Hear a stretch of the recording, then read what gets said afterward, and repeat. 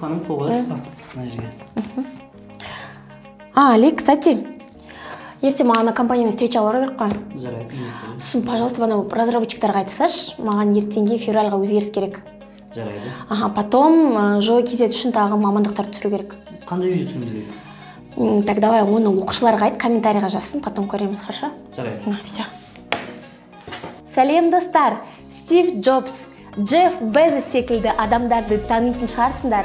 Олар үлкен компаниялардағы басшылар. Сендер бала кездерінде, бастық болсам ғой деп армандаған шығарсыңдар.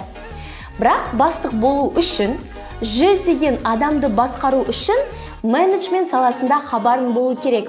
Ендеше, бүгін менеджмент және басқару мамандығы жайлы айтатын боламыз. Бүгін сіздерге айтарымыз, менеджер деген кім? Генри Форд жұмысшыларына неге демалғаны үшін ақша төледі? Қазіргі менеджерлер мен тайпа басшыларының ұқсастығы неде? Менеджердің жалақысы қанша? Америкада қазақ менеджерлері не істеп жүр?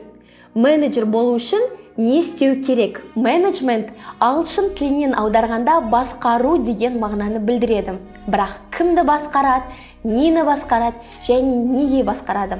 Бұлай қарасақ, менеджмент саласының тарихы сонау ежелгі заманнан бері келе жатыр. Тайпа басшыларын есімізге алайықшы. Олар кім не істеу керек екенін, тайпа ішіндегі түсініспеушілікті шешумен, шаруашылықпен және тағы да басқа нәрселермен айналысады. Бұлай қарасақ, Керей мен Жәнібек те жақсы менеджерлер болған. Неге? Өйткені олар өздерінің әскерін жасақтады, өз теңгелерін соқтырды деген секілді. Жарайды, енді тарихты бұлай алып қояйық та, менеджмент саласына оралайық. Менеджмент белгілі бір компанияны, белгілі бір команданы басқару және белгілі бір деңгейге жеткізумен айналысады. Бір қарағанда менеджерлер қызметкерлерге тек нұсқау беретін секілді, бірақ бұл олай емес және одан да үлкен жұмыс. Неге?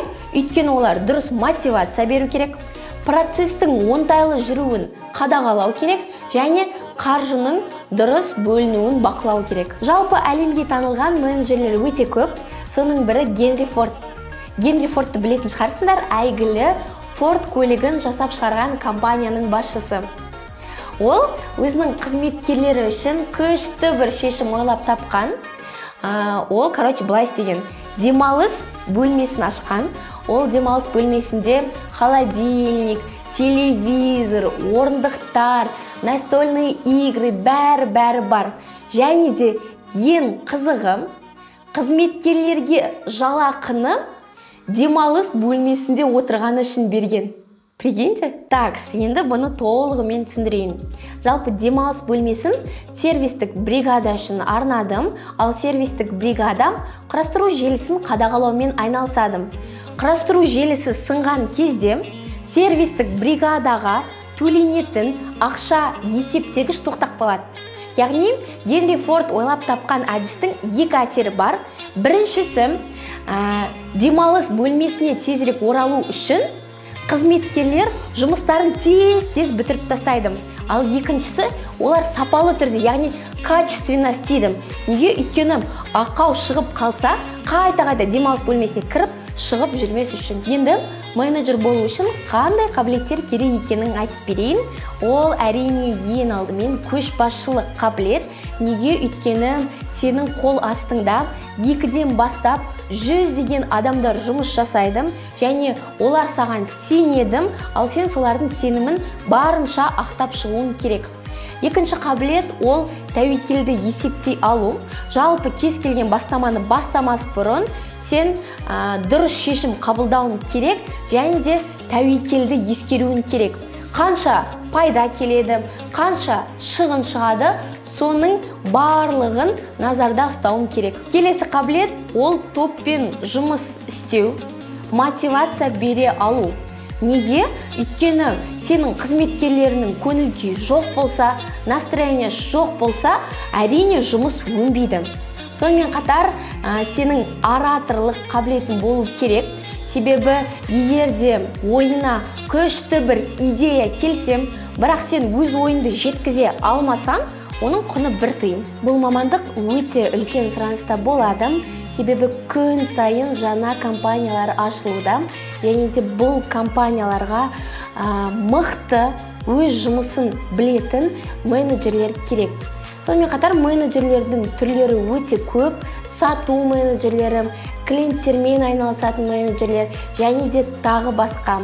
Ал енді бұл мамандықтың жалақылары қандай екенін біздің JOKZ приложениесінен көрейік. Ол үшін приложенияға кіреміз, мамандық бөліміне өтеміз, менеджмент және басқаруға басамыз. Кеттік. Сала жалақылары. Мысалы, жоба менеджері, project менеджер 550 мың айлық жалақысы, координатор IT проекті project менеджер 300 мың 600 мың аралығында екен. Кеттік. HR менеджер, управляющий директор $1200, HR директор 800 мың.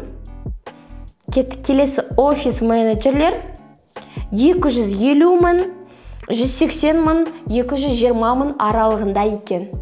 Менеджмент және басқару білім беру тобының коды B044.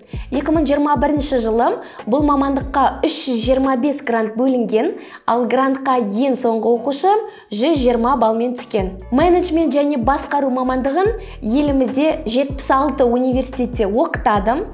Бұл университеттер жайлы толық ақпаратты біздің приложениеден көре аласың. Кстати, менеджер болу үшін ағылшын тілін меңгерген абзал. Неге? Өйткені менеджер болып тек қана Қазақстанда емес, сонымен қатар шет елдерде де жұмыс істеуге болады. Сендер Сәуле Омарованы білесіңдер ме? Ол ақш президенті Джо Байденнің астында жұмыс істейді. Атап айтқанда, банк саласын реттейтін саяси қызметкер, яғни былай қараса, ол да менеджер.